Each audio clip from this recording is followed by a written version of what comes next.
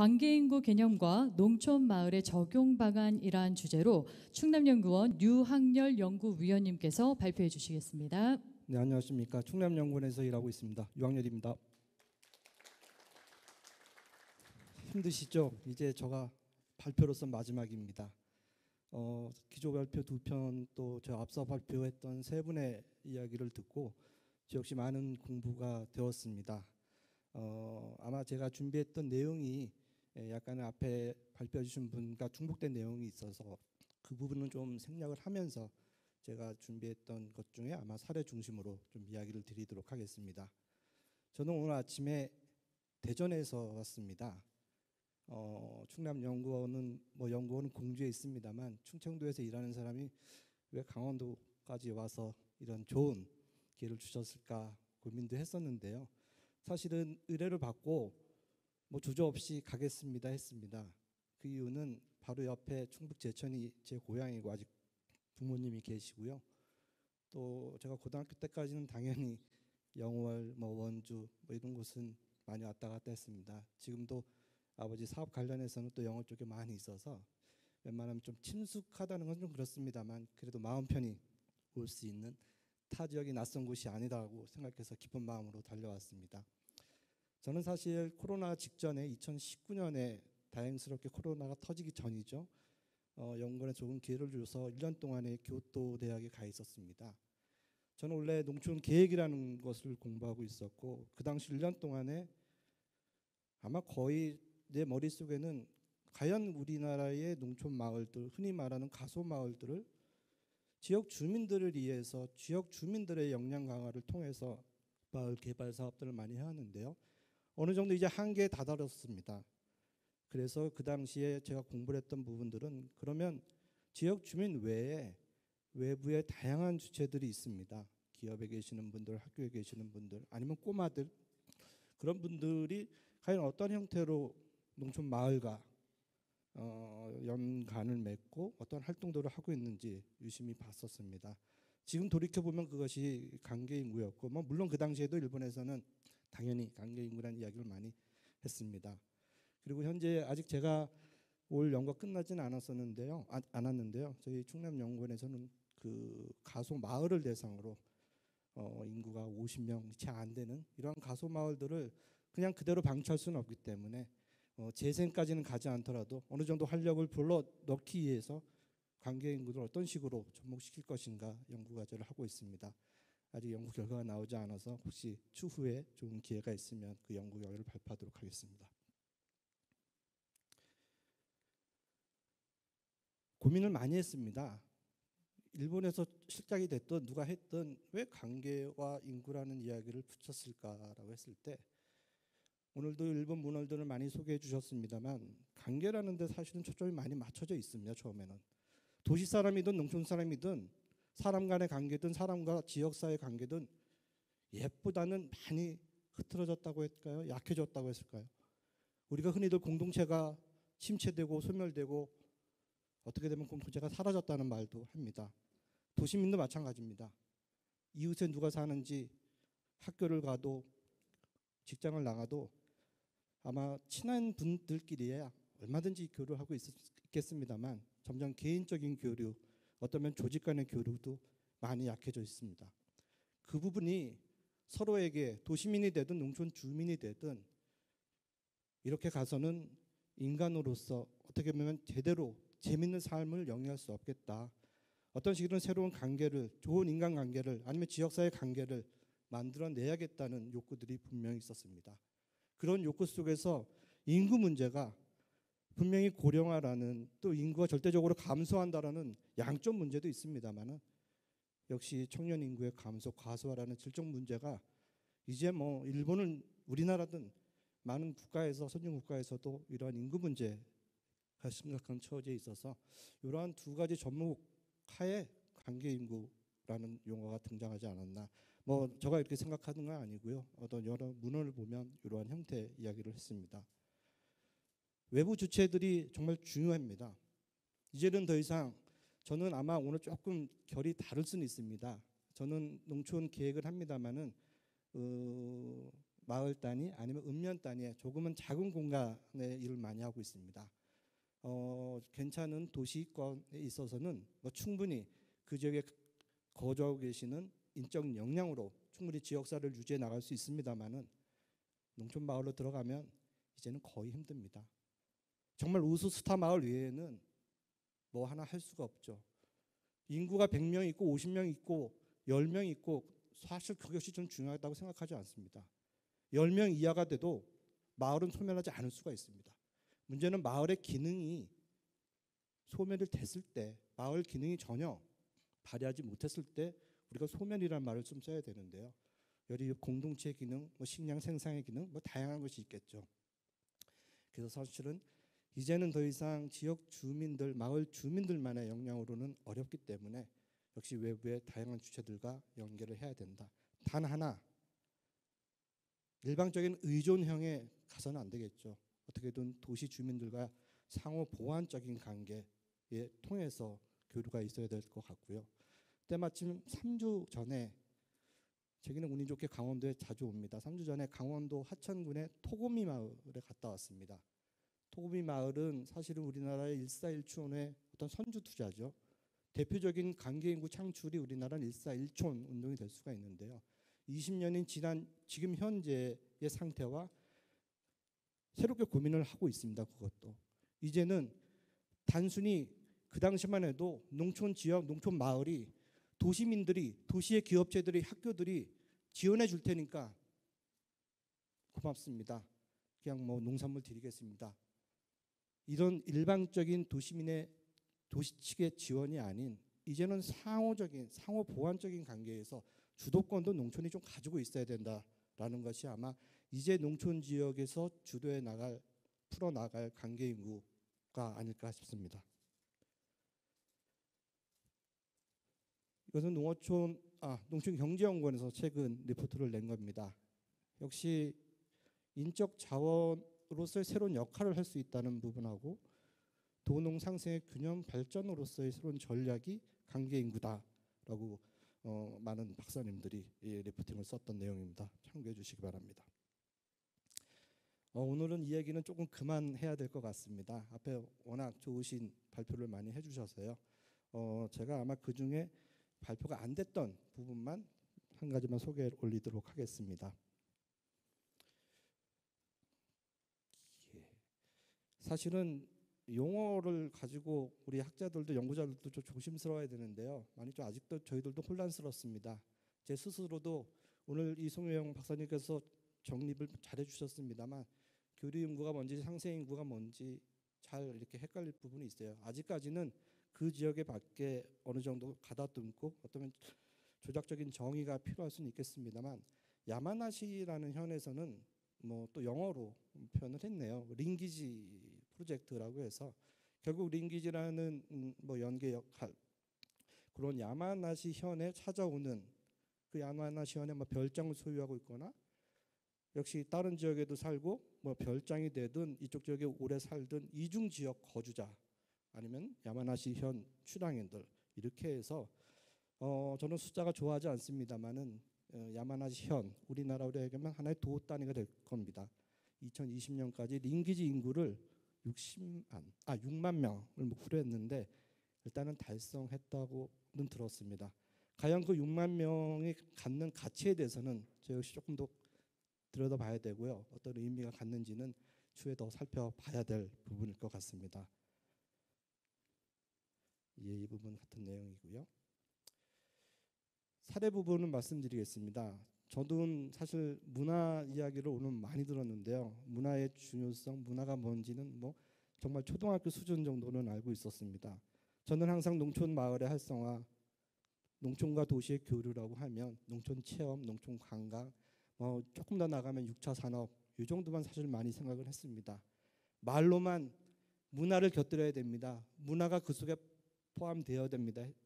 이렇게 말로만 표현했는데 사실 이제 우리나라도 많은 지역에서 이 문화를 매개로 다양한 활동들을 하고 있는 것 같습니다. 여기서의 활동은 단지 완주에서도 뭐 당연히 어디나 하고 있는 한 달 살이가 되든 100일 살기가 되든 단지 예술인에게 문화인들에게 우리가 당신들에게 창작할 수 있는 공간을 주겠습니다. 살 수 있는 공간을 주겠습니다. 까지 하는 지자체도 사실 많이 있습니다.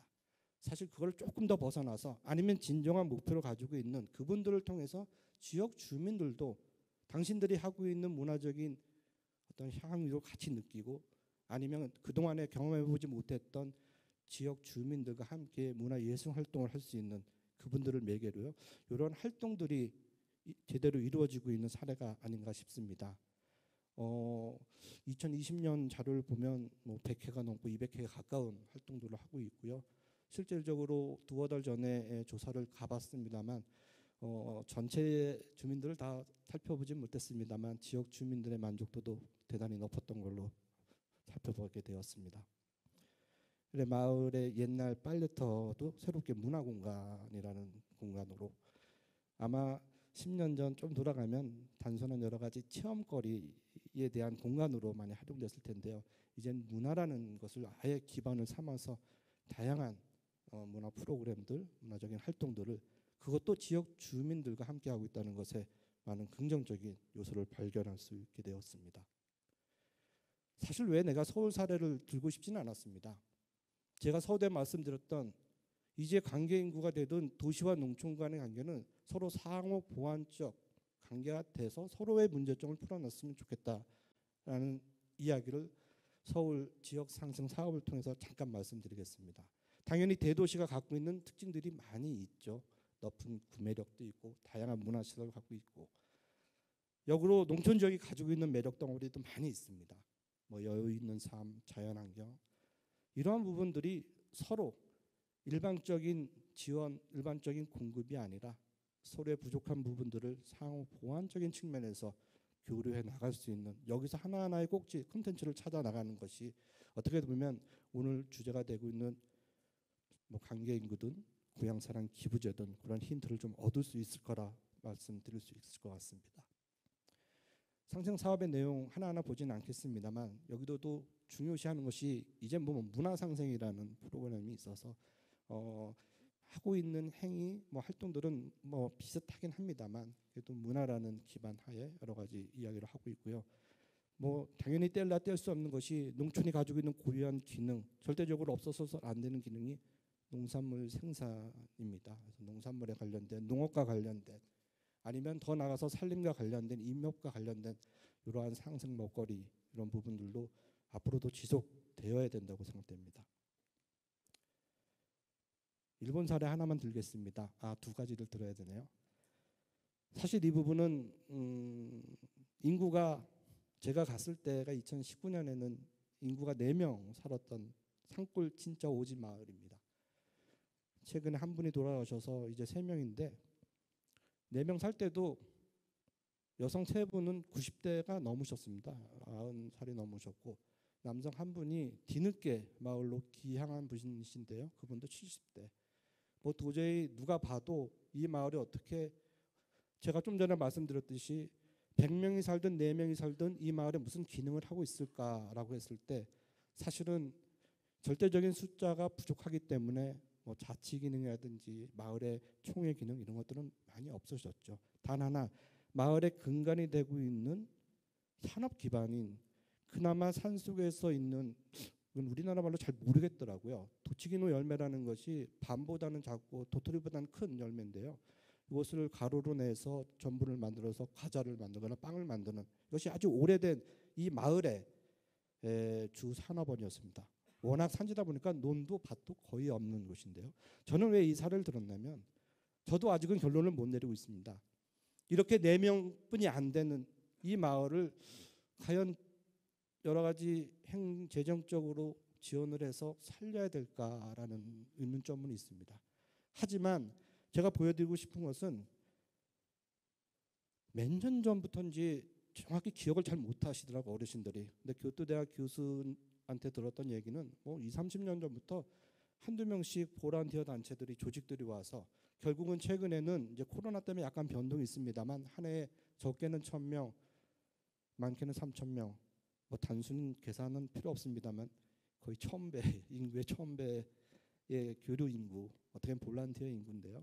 이런 분들이 와서 할머니들이 이제 산에 올라가서 이것을 수확을 할 수가 없습니다. 수확하는 것은 채집해서 땅에 있는 걸 주워오는 건데 주워가지고 담아가지고 옮기기 어렵고 또 이것을 따기 위해서 산림도 좀 관리해야 될 부분이 있습니다. 이러한 부분에 아마 도시민들, 자원봉사들이 찾아오고 있는 것 같습니다.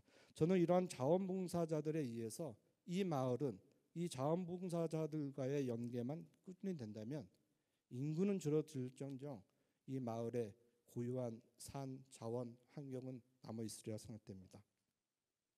이것은 최근에 이 마을엔 요즘 너무 유명해져서 그런지 이 고등학생들의 한 클래스가 이렇게 수학여행을 가서 실질적으로 할머니들과 함께 가공품도 만들고 또 산에 가서 수집도 하는 이런 사진을 보여드리고 있습니다. 한 가지만 더 말씀드리면 아마 시간이 딱 맞을 것 같은데요. 뒷부분은 좀 결론 부분은 좀 짧게만 하겠습니다. 이 부분은 교토대학입니다. 동경에 있는 교토대학 건축학과 연구실이 북해도에 오늘도 작은 마을을 많이 소개해 주셨는데요. 더 작습니다. 지방자치단체의 인구가 680명입니다. 일본에 1800개의 시정촌이 있는데 1000명 이하는 거의 찾아보기는 어려워요. 아주 작은 마을에 교토대학 건축학과 연구실 학생들이 갔습니다. 왜 갔냐면 여기도 코로나 때문에 온라인 수업을 하게 되어서 교수님이 이 마을과 뭐 여러 가지 이야기를 나눴겠죠. 학생들에게 집에서 듣느니 카페에서 듣느니 북해도 농촌마을에 가라. 거기 가서 당신들이 수업을 들을 수 있는 공간을 마련할 테니 수업 듣고 당신들이 그 마을 사람들과 교류할 수 있는 걸 찾아봐라. 그런 프로젝트를 시작을 했습니다. 뭐 긴 이야기는 오늘 다 못할 것 같은데요. 처음엔 단순하게 뭐 농사일 돕고 뭐 이런 식으로 시작했는데 결국 건축학과 학생들이니까 자기네들이 마을 주민들과 이야기를 통해서 파빌리언이라는 어떤 뭐 임시로 만든 건물, 뭐 건축물 이런 사전적 용어가 있는데요. 이런 것들을 지역 주민들과 함께 만들어보는 것을 시작했습니다. 제가 오늘 계속 강조하는 것이 일방적인 교류가 아닌 또 당신들만의 도시민들만의 농촌 지역에 가서 무언가를 누리는 것이 아닌 어떻게든 지역 주민들과 교류할 수 있는 것들을 찾아내야 되는 부분이었겠죠. 그렇게 해서 그쪽의 고등학생들, 지역 주민들과 함께 이런 파빌리언을 만들었습니다. 작년인가 재작년인지 잘 모르겠습니다만 사진이 잘 보이길지 모르겠습니다. 이 소재는 비닐 우산입니다. 비닐 우산을 가지고 이렇게 조형물을 만들어서 아예 이것은 전시를 합니다. 전시회도 개최하고 그렇게 했던 부분이 어떻게 보면 단순한 이야기 같습니다만 여기까지 이끌기에는 사실은 행정과 대학과 학생과 지역 주민들과의 많은 논의 또 협의가 필요했었겠죠. 하지만 한 발짝 한 발짝 나서가면 충분히 여러 가지 관계를 맺을 수 있는 좋은 사례라고 생각되어집니다. 예, 저 때문에 계속 바쁘십니다. 1분 남았으니까요. 1분 안에 마무리 짓겠습니다. 뒷부분은 생략하고요. 제가 생각하고 있는 관계 인구의 기본 방향 5가지 정도만 이야기하겠습니다. 역시 농촌 지역 주민들과 도시 주민들 두 축 다 만족할 수 있는 상호 보완적 관계로 찾아 나가야지 그 지역의 도시의 문제도 해결해 줄 수 있고 농촌의 문제도 해결해 줄 수 있을 것 같습니다. 또 그래야지만이 일시적인 단순한 교류에서 벗어나서 지속적이고 심층적인 교류가 가능하다고 보여집니다.